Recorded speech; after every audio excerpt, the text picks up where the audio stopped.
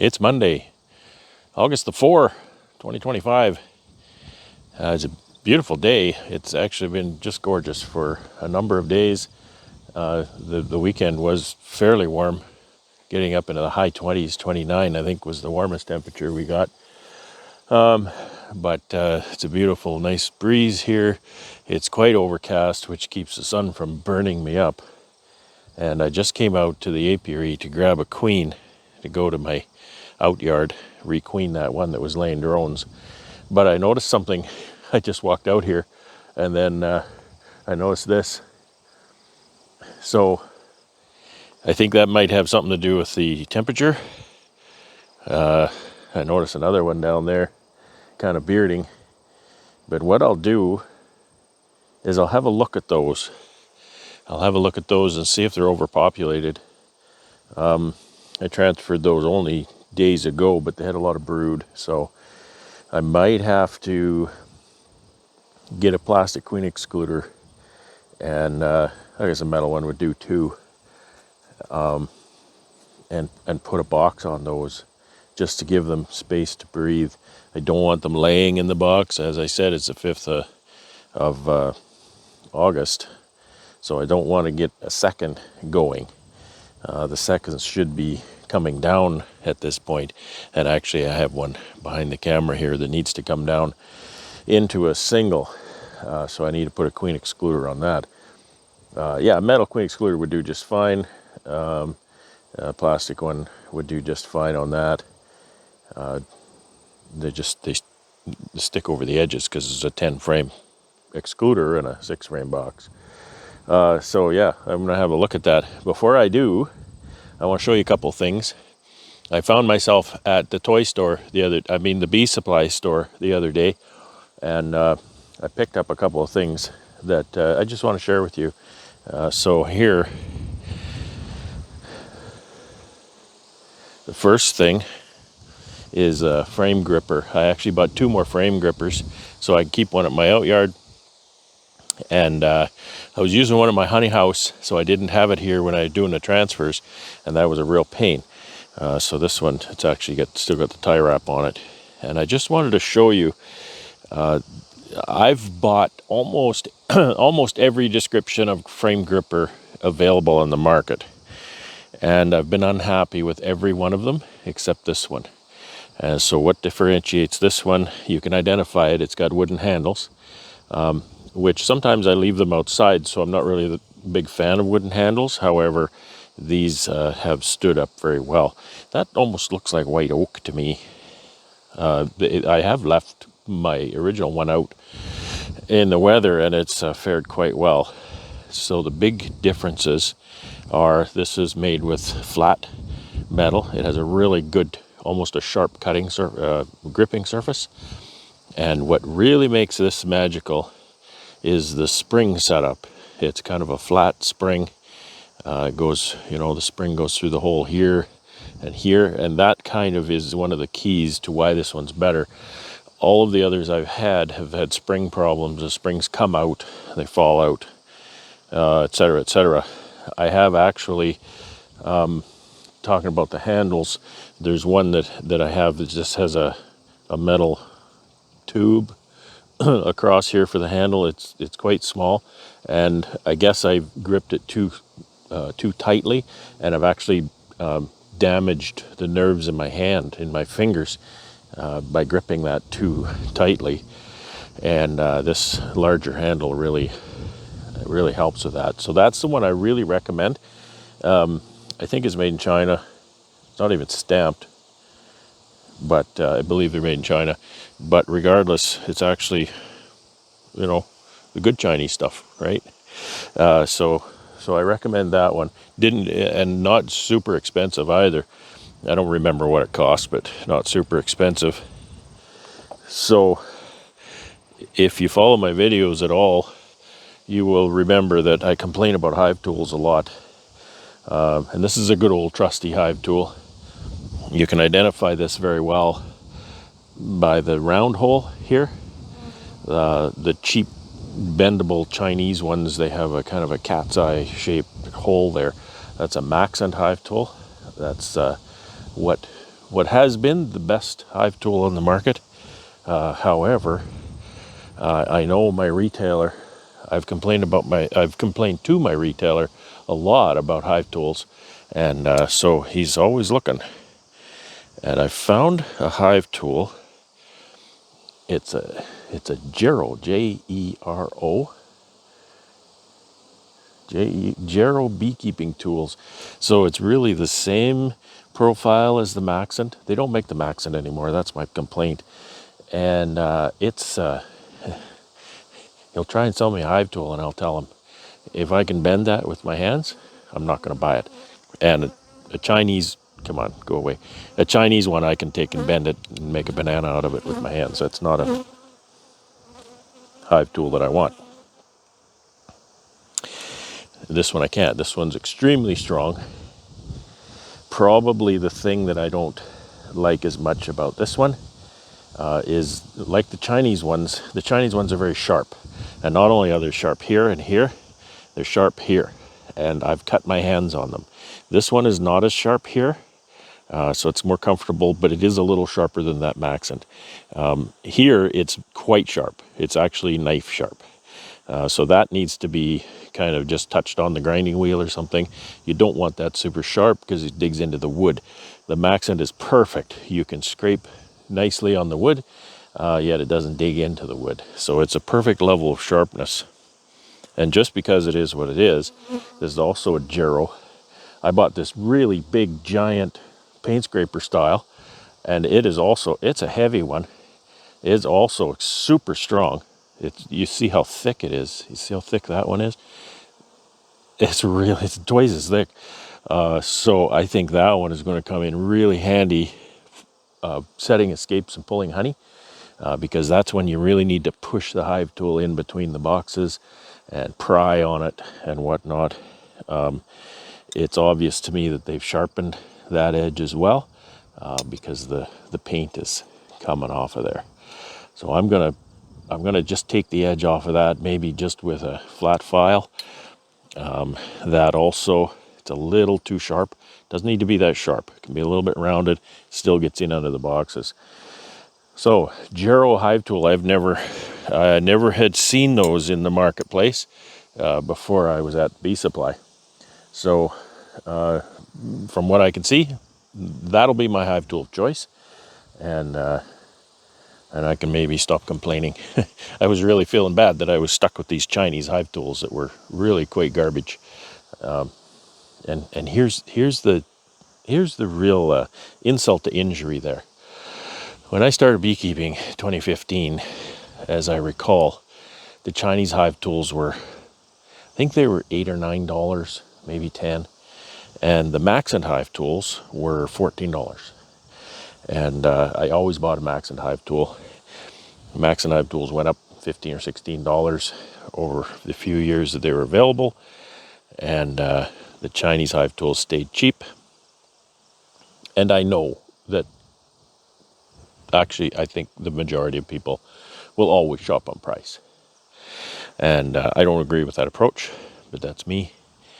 And the problem is, they did it to themselves, and they did it to me too.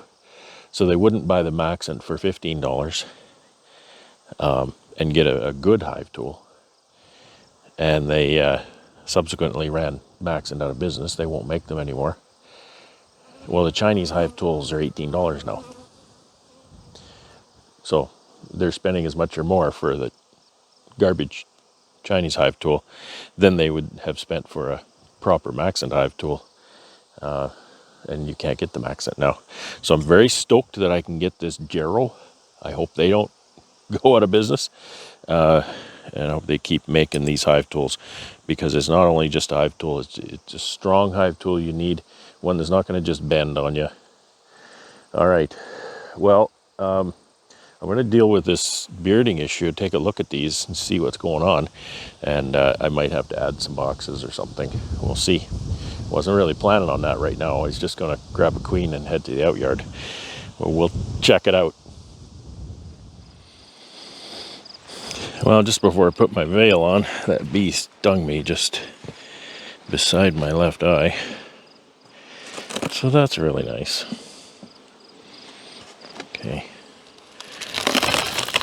Oh my goodness. So they're putting honey up here. So I think they need another box. Stuck my fingers right on the bees. And this one as well, the way I can tell. Oh, okay, too much brood. All right, well today is going a little bit differently than I had anticipated, but now I need to go and find some comb and boxes and put seconds. They're going to be wooden boxes. I have a few over there. Yeah, well, the fun begins, right?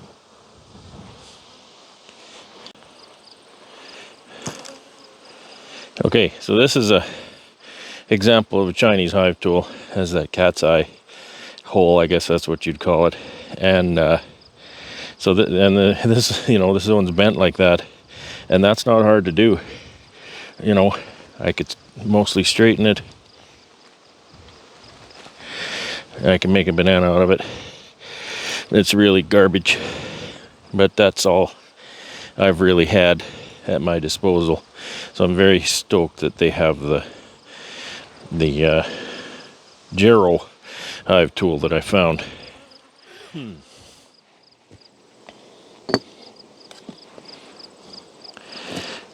I want to pull at least one frame as a bait because I'm adding a queen excluder, so I need to get the bees to come up through it. Oh boy, I'm glad I have this new gripper tool. And there's so many bees that, come on, you go out of there. And I just want to make sure I don't get the queen in the top box. So that's a frame of honey. And the queens in these should be marked. So I think I'm okay. Yeah, see there's slabs of brood here. So I'm going to put my new frame right in the middle. She can lay that up too.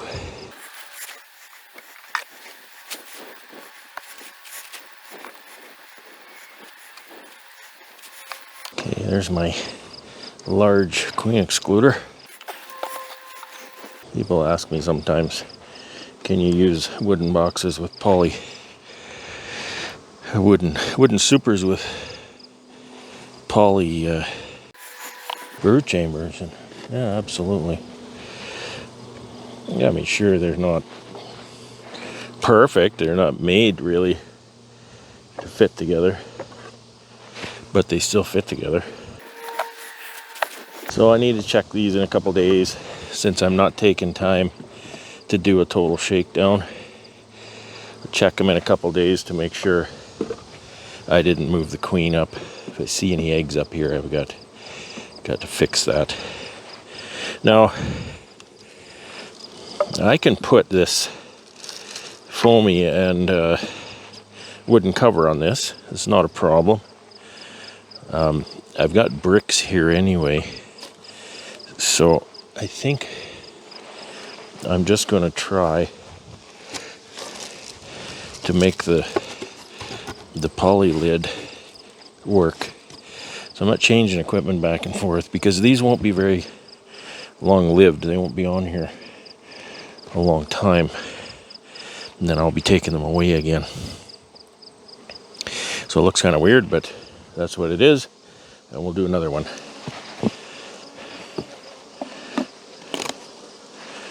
This one's worse, isn't it? And Corey was here. I thought it was kind of, well, this is why they're kind of coming out here. The box is all crappy. The wax moths ate these boxes up really bad. I was going to say, Corey, when we were working together, he was here. That was a lot of fun.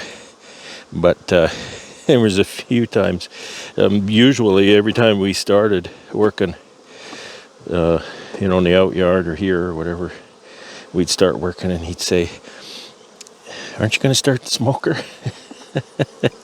He was a bit nervous. I don't know if my bees are any more gentle than anybody else's. And that looks like a queen right there.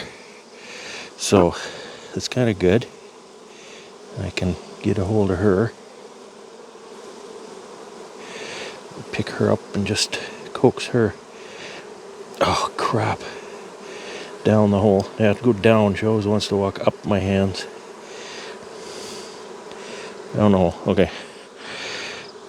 So she's laid that up a little bit. So there'll be a little bit of brood there, which is good.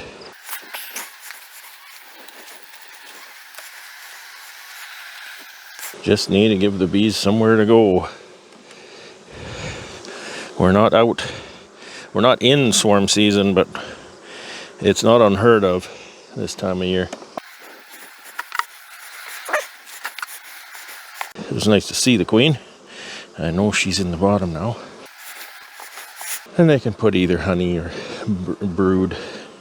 Well, they won't be putting any brood, but they can put honey in here, or they can just use it to hang out. Just to give them space. Well, we're here. Why don't we check on this one?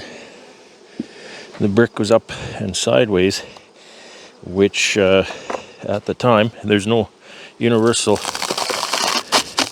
key for what that means, but at the time I had some queens I'd introduced. So let's check on them. I'm sure there's been enough time pass for this to be safe.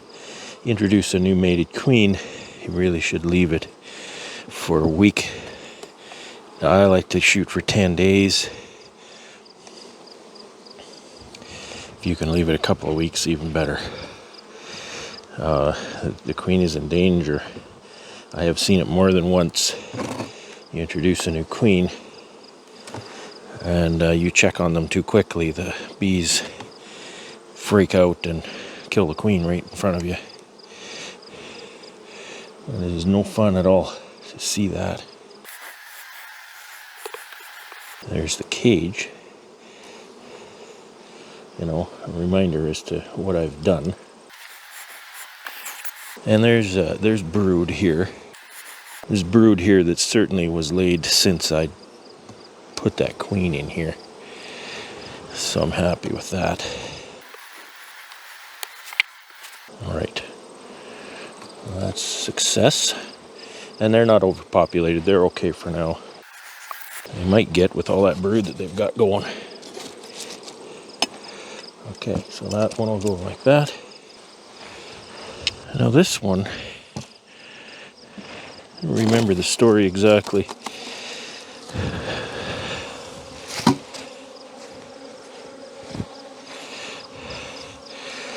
They're quite animated, aren't they? I got a bee up my sleeve. Okay. Yeah, they're a bit animated, which might indicate queenless status. Now let's take a look. Yank out the middle one, right? I think this is my first day as a beekeeper. So I've got what looks like a torn down cell in the bottom. There's eggs in those cells. Okay. Yeah, they're a little jumpy. That could just be their temperament. Okay. Now, I came here to get a queen.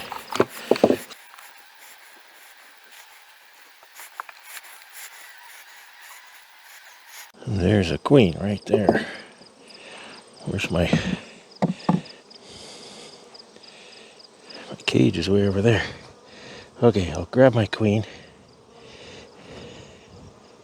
Like that. I'll see if I can get her to go in the small hole here.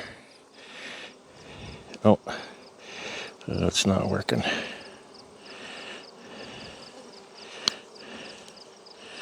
Open it up. Okay, get in there.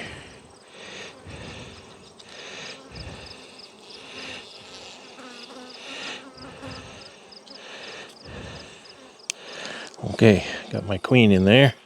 I want to put attendants in, mostly so I can practice putting attendants in.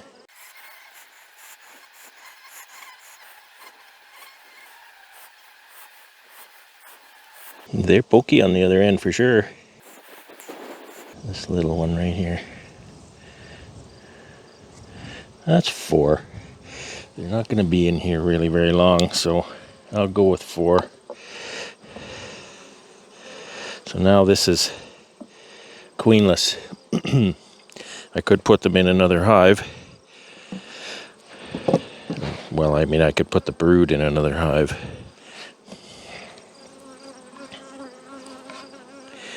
I don't want to dump a bunch of foreign bees in another hive. They could compromise the queen. Not lots of brood in here, so... Oh, there's the queen right there. Holy smokes.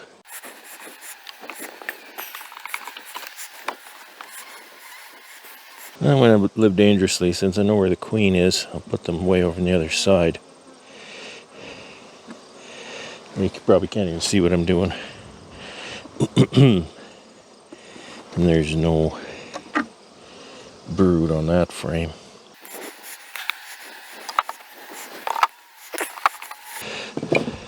My queen in my pocket.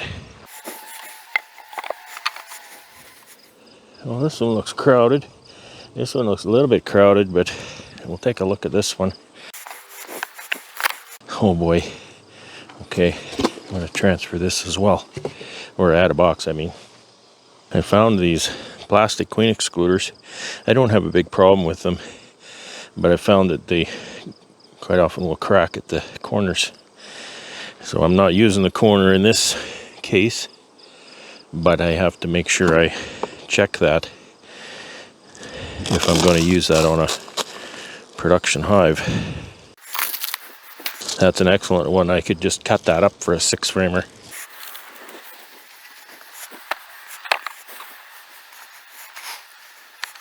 All right, get a frame out of here.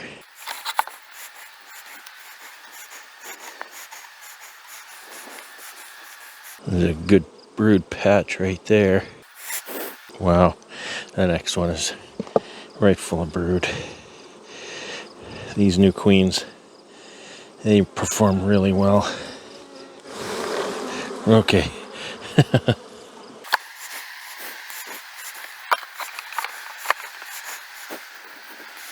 That in the middle again. These winter nests ramped up. They're going to start laying the bees that will raise the winter nest, not the winter nest itself, but the bees that will raise the winter bees. She's going to start to lay in about a week. You know, this is academic theory, so it's hard to say exactly, but put it this way, that crack is on that side.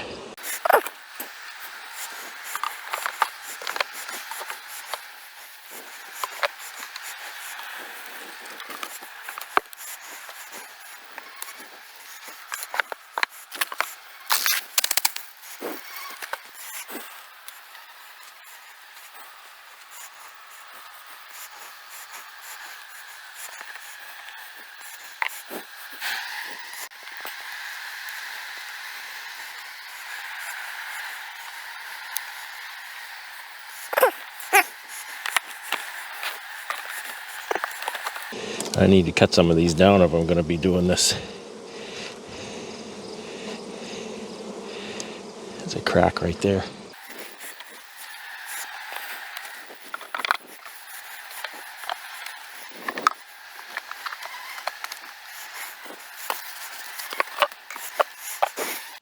That's another one that I think I introduced a queen. What I did was I consolidated a few queenless mating nukes with a queen right one, and I caged the queen just for her safety. The cage is empty, but the question is,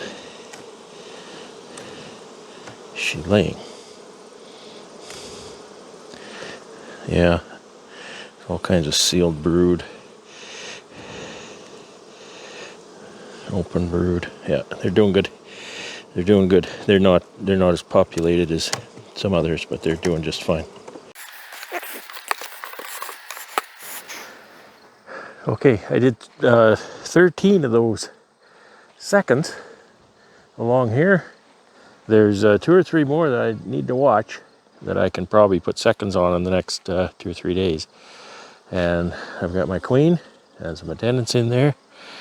I did a couple of transfers from 4 to 6s here. So I'd say the Nucs are shaping up, and I'm very pleased with that, because that's my 2026 livestock right there. So I'll wrap this up right now. I think my mic is almost dead, and we'll head off to the outyard and put this queen in. Thanks for watching. Okay, at the outyard now, and this is the one that needs the queen. And just to catch you up, this queen, this is one of those Italian buckfast queens, and she started laying drones, and then she ended up laying only drones. So I'm gonna put one of my newly raised queens from my grafting this year in this colony.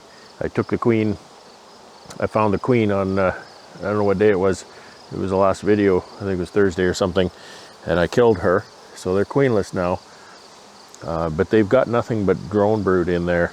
Not laying workers. I found the queen, and I've seen eggs that are laid quite properly as a queen would. So without further ado, let's get this done. Of course, there's 2 honey boxes here.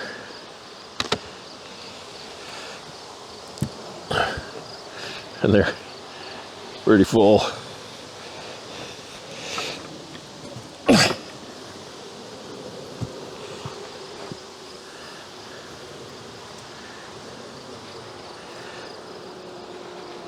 I don't know if I'll need to light my smoker for this or not. They'll tell me here in a minute, I think.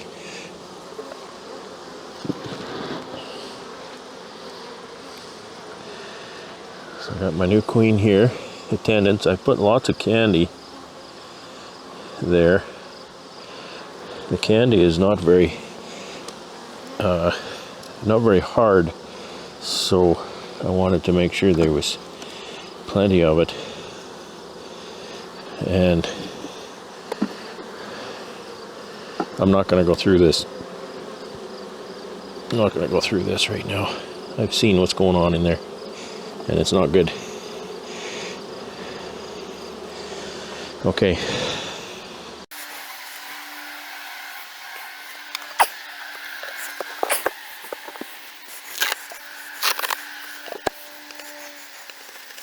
I'm going to write queen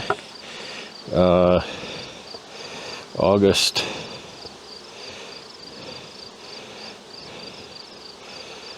what is today? 4. So then I can do the math on that and check this queen. About 10 days, so August 14th or so. Now this one I might want my smoker for. I brought my old man glasses because I want to have a good look at this one. I think it was it 2 weeks ago Corey was here? We found emerged queen cells in here. So I don't know if this is in the middle of a requeen or what's going on. I'm making some honey. That's good. So I need to figure that out. I didn't bring a queen for them. They have sealed brood, as I recall, when I saw them on, I think, Thursday. Put my glasses on. All right. Let's have a real close look at this. I can only see clearly about this far, so even the frames are a bit blurry. so I might get stung in the fingers. No, no, no, no, no, no, no. Okay, they're hammering me.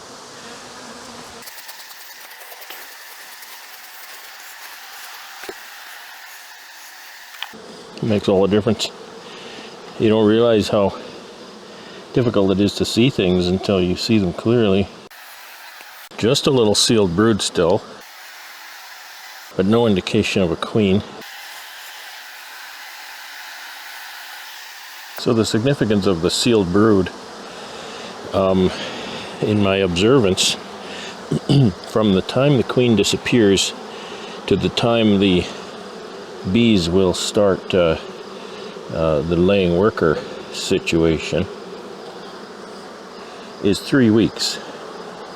So fortunately, that lines up really nice, and I can tell from the last egg that she laid, I can tell when it's still inside that 3 weeks, because she will have, or there will still be sealed brood, because it's, egg lay to emergence is 3 weeks. So if there's still worker brood, then we're not to laying workers yet, but there's not much. There is not much at all. So I think I need to get a queen over here ASAP. I just wasn't convinced the last time I looked at this that was the correct course of action, but I'm pretty convinced now. And of course, the queen could be above the queen excluder, but I have looked in those honey boxes the last time I was here, and they look normal. They look like some nice comb honey coming down the pipe. That's what they look like.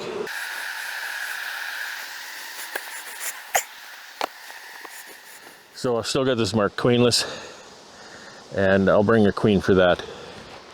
I don't know, might be tomorrow. And hopefully all will go well then. I've fed this yard a lot of queens, I'll tell you. I have fed this yard a lot of queens.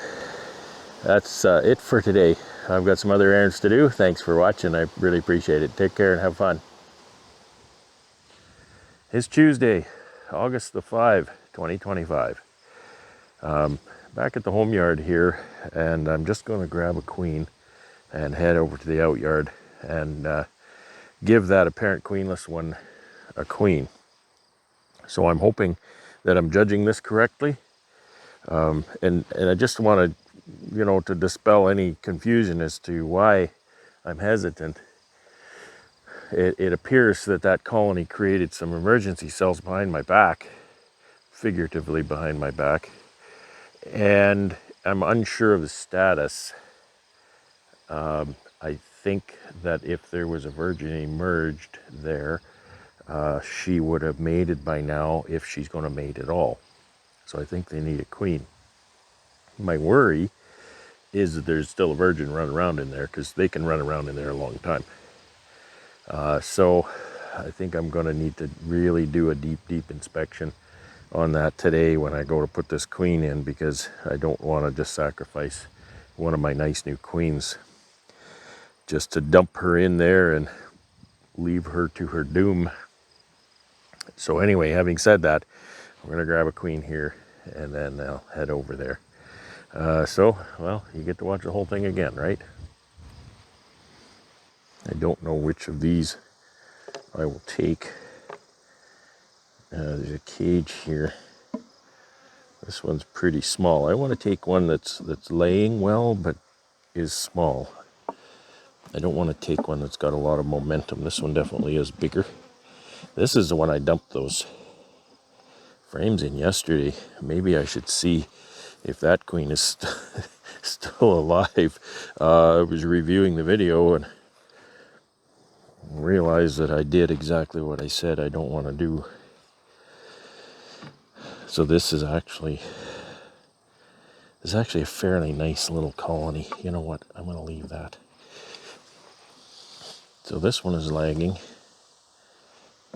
Likely no fault of their own. I just likely didn't give them as much resource when I made up the mating nuke, which is fine. Mating nukes don't need a lot.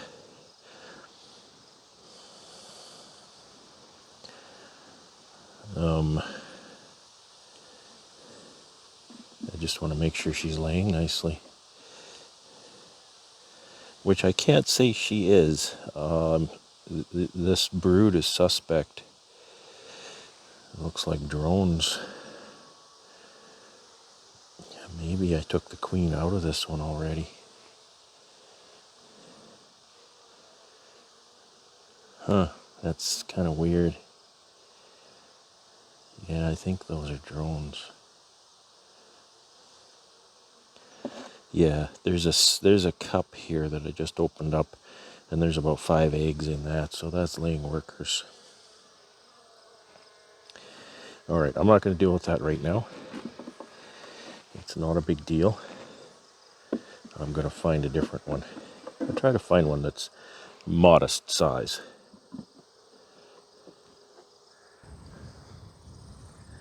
This one is a modest size. It's a little healthier than the last one. Hopefully it's a lot healthier because it has a queen.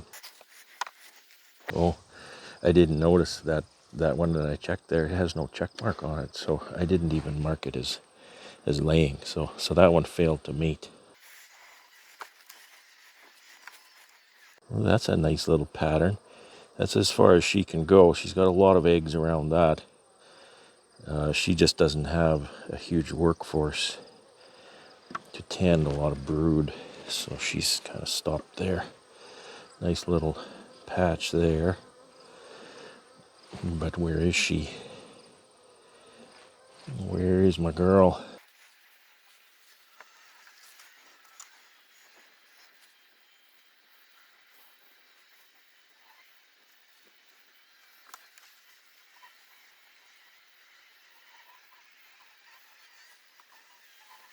Such a small hive, such a small colony.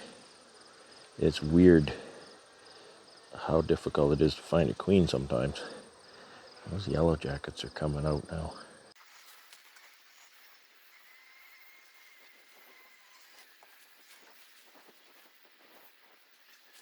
It's so bizarre.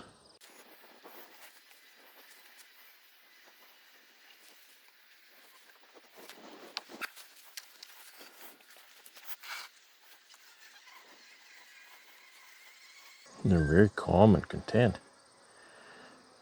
Lovely. It's too bad to take their queen away. Maybe I won't, because I can't see her.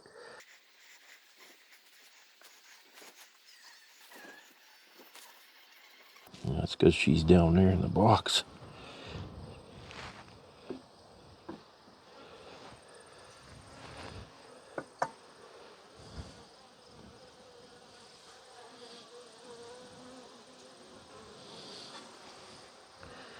She's not marked either. That's weird. She was marked.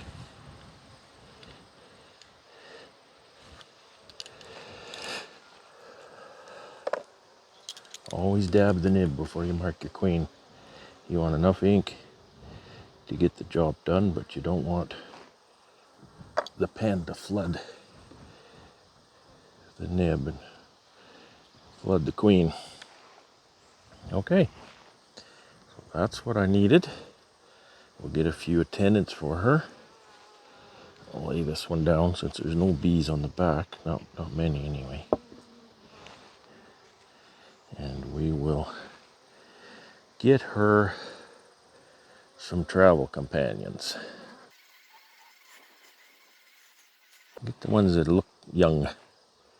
Nice young bees. Or failing that, just some bees. You can touch them on the bum. That's what I learned from that video that Mike Palmer did.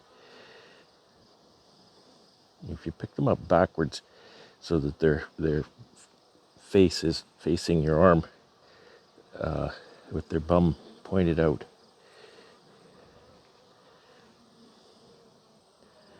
Then you can put them up there, get their head in the hole, touch them on the bum, and they just go straight in. And they don't sting you. At least he didn't say they'd sting you, and I've not had them sting. Okay, so now I need to do something with these frames. There's three brood frames here with some bees. Actually, there's 2 brood frames.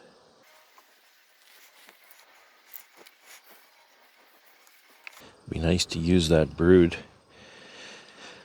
to augment a colony that is not as developed.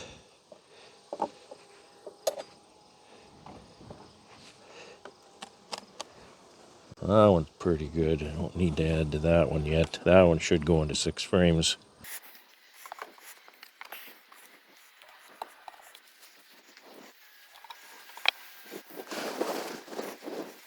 This one here is not quite as far along. So if I can find one frame that has no brood on it.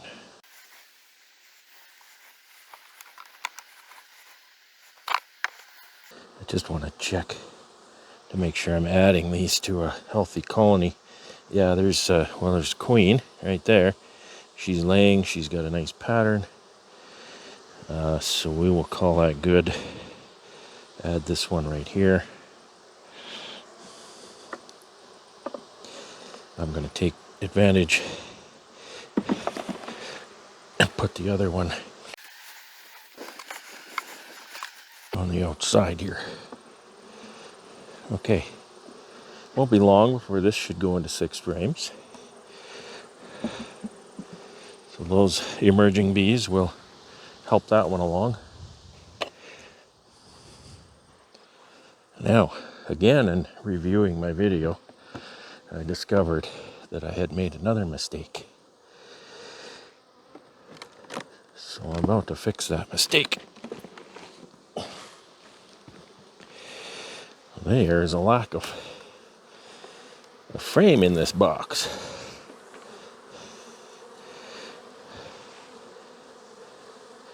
And again, I didn't start the smoker for Corey, so I gotta be careful.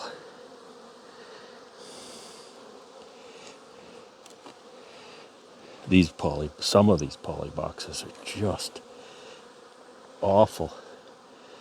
They've all been chewed up by wax moths.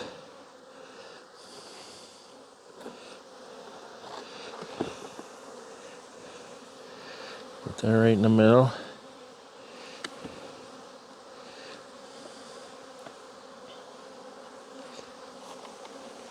Oh, they're jumping on me. I don't want to do a smoker at this point. I want a chance that the queen is on it.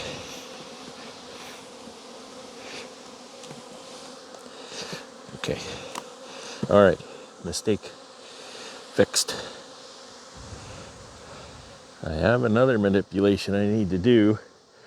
You can see this 3-box colony. I need to put a queen excluder on top of the bottom box. But that's going to be a shakedown because, I need to make sure the queen is in the bottom. But the first order of business is to go and put this queen in at the outyard. All right, back at the outyard. This is pretty exciting stuff, eh? All I got to do is put this little cage in there. It might be exciting if this hive lights me up like it did yesterday, because I don't want to light the smoker just for this. I'm going to check this frame because there's some open cells on it, and I want to double check that they're not a queen that have been laying eggs in it. No, they're filling that with honey though, which is really nice to see. And the comb honey is, boy,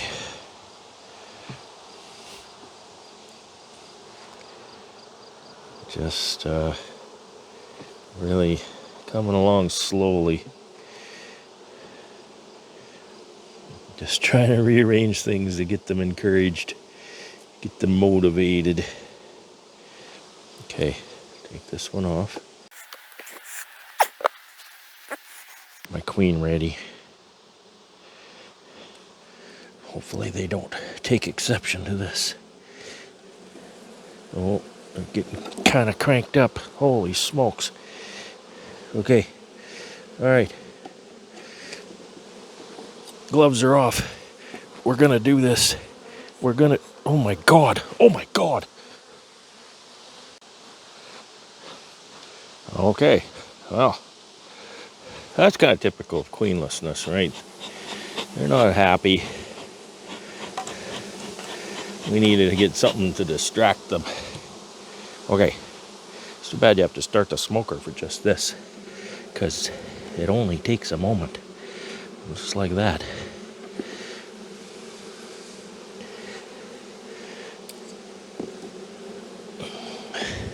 Boy, they really pounded me.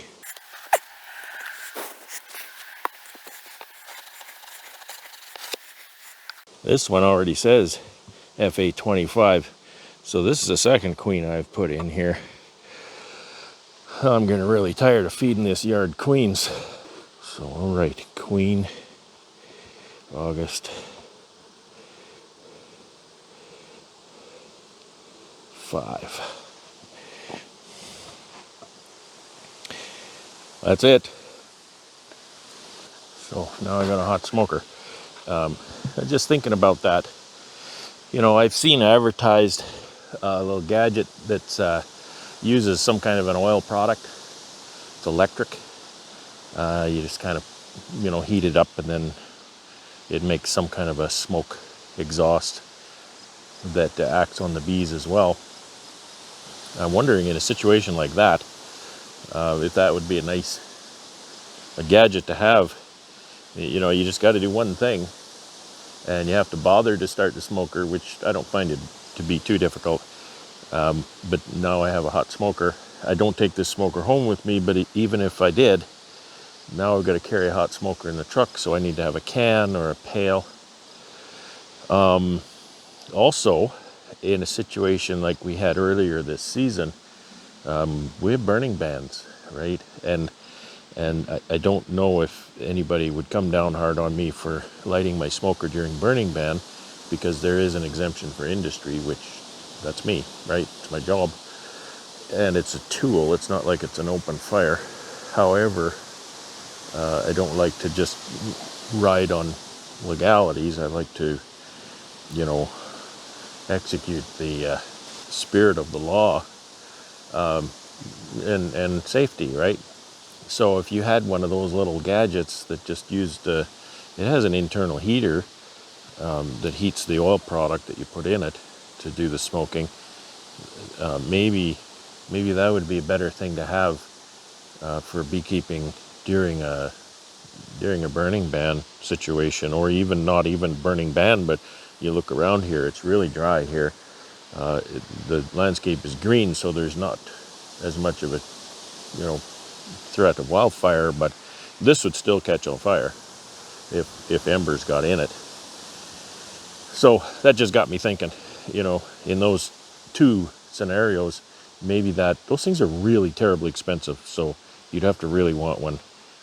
But maybe you're a hobbyist and you got one or two colonies, and maybe you find lighting a smoker is difficult. And then you find that you light your smoker, you work one or two colonies, and then now what? Now you got this smoker burning away and smoking and whatnot. So the thing that I do here is I'll take the smoker and I'll wad up a little bit of grass. This one doesn't take much because it's got a very small outlet, and just wad up some grass and then stuff it in the outlet, and that'll quench that fire pretty fast. So just some thoughts. Put in the comments there what you think about that. I'd like to also hear you a couple other things.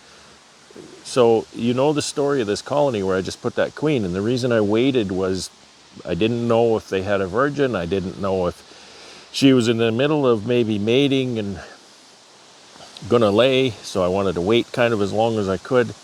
But now I put that queen in. I want to hear your thoughts about maybe how to be more confident with a queenless colony like that, to come and put a queen in it. And also I want to hear comments about this one.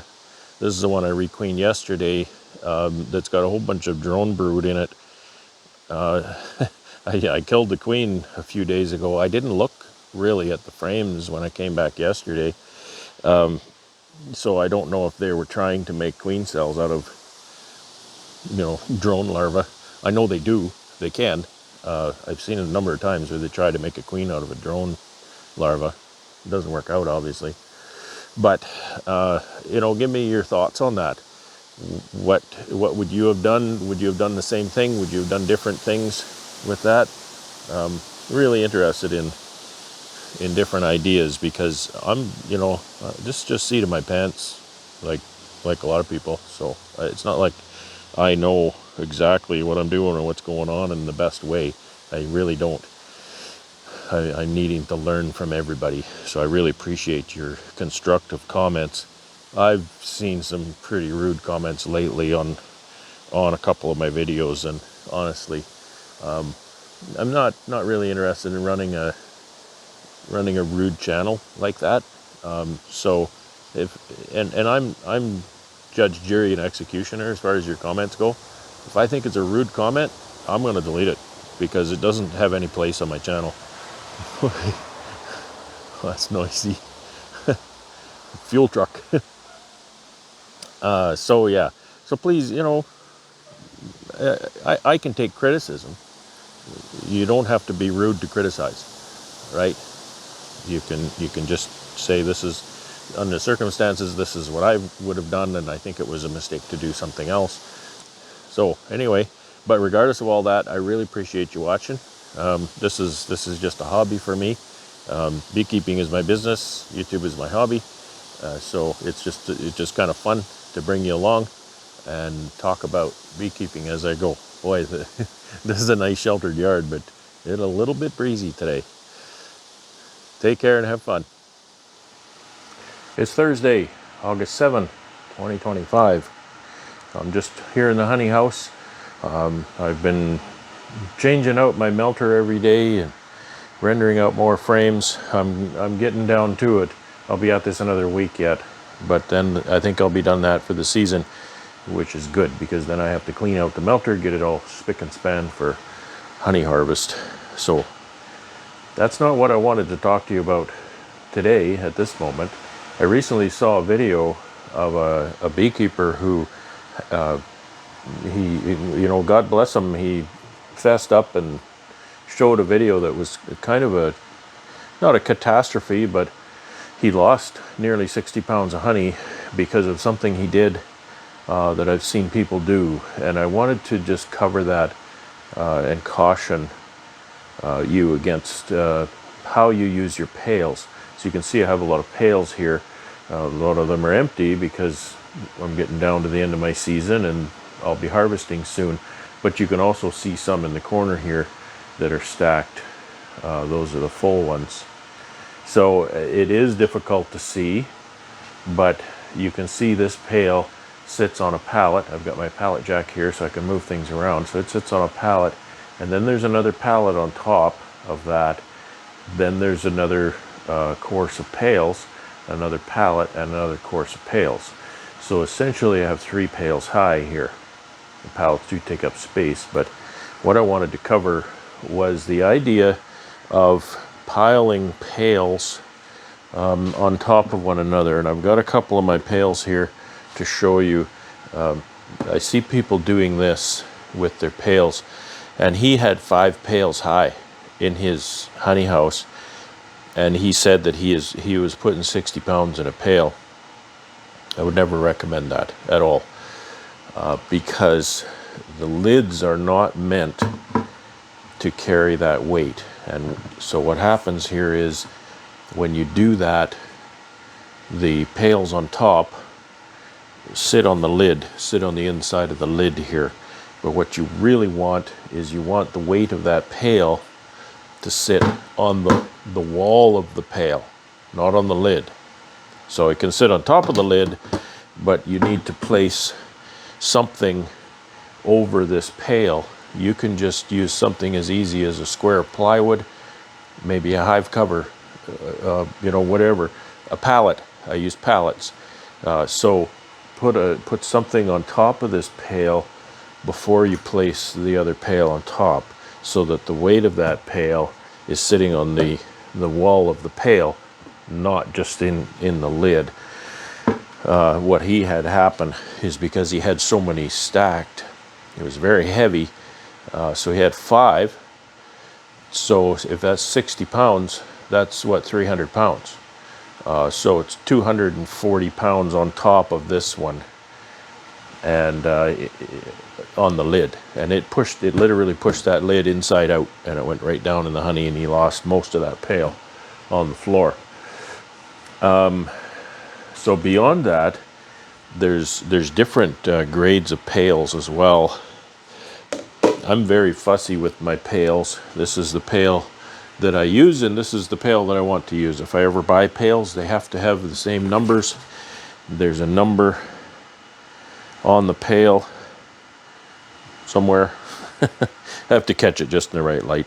But there's a number on the bottom of these pails. So that when I go to order pails, I have to double check that's the pail I'm getting. So there's a few different things about the pail. These two are not the same. You can see that they're not the same height. The pails being the same height are very important to me, because I do stack them. I can't have a bunch of pails on a pallet and have 1 or 2 shorter and then put pallets and more pails on top, because then they're not carrying any weight. I don't like this idea, this perforated lip, because you can't clean that. It's difficult to clean, and get stuff stuck in there. This pail has these rings. In the pail industry, I phoned the manufacturer, I had a good talk with one of the guys, and these rings are called satellite rings. Okay, so there's 3 satellite rings here. These are a medium or light duty satellite ring, and if you see how that one is constructed,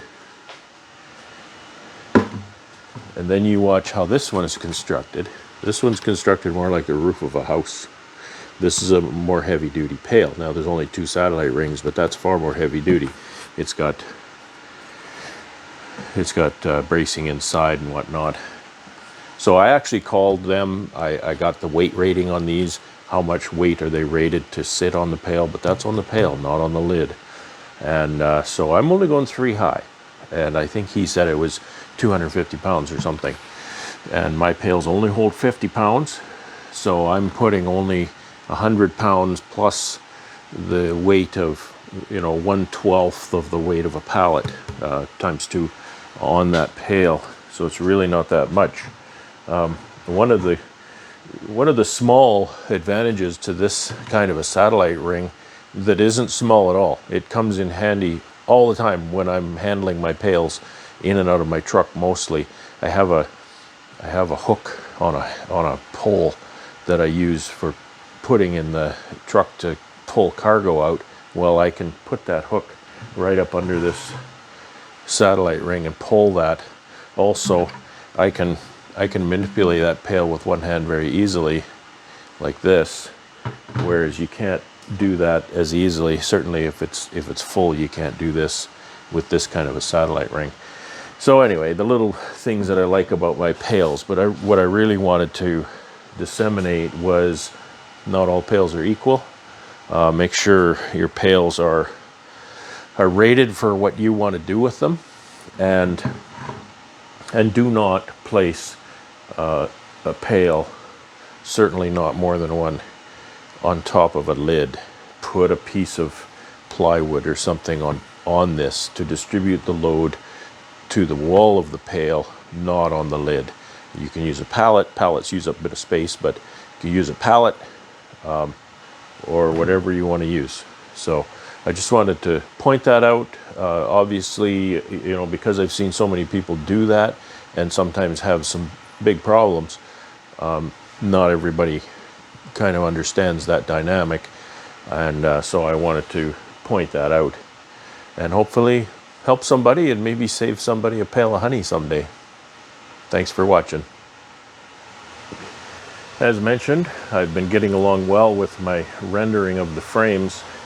I'm not going through the process completely with these. Right now, I'm getting them to the point where I can pressure wash them, so there's a lot of debris on them yet. But this I can store outdoors. I don't have to worry about wax moth in this. Kind of have to worry about mice, of course. But that's where I want to get them so the wax moths aren't destroying everything. They not only destroy all the wax and everything, they'll chew up the wood, which I have plenty of that. But I wanted to show you one thing I did. I'm kind of proud of, but it's kind of something really small. One of the difficulties with this, using my melter, is I'll fill this with frames. I stand them on end in there, so the frames are in there like that. And then I have to pull the cover over and leave a space so that I can use my water sprayer to fill the melter. And the difficulty is when the water starts to get up, the frames start to float and push on the lid. That's why I have bricks on it. So I was thinking to myself, wouldn't it be nice if I could close the lid before I put the water in? But then I'd have to inject the water into the tank somehow. I need a fitting to go into the tank from the outside. Well, I have one. Look at this. I have a mid tap here. That's exactly how that works. So what I did is I just bought an adapter and an elbow and then a coupler that'll connect to my garden hose.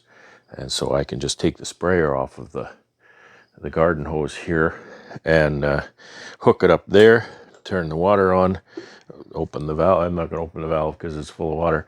Open the valve and it fills with the lid on. So that's really helped me out a lot. I used that yesterday and it was awesome.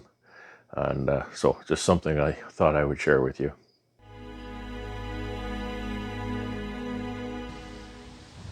It's Tuesday, July something. It's not July. Do that again. Back at the out yard this morning, and I'm gonna grab another queen, take it over to the. I'm not at the out yard. Let's do that again. Boy, they really lit me up. Holy smokes!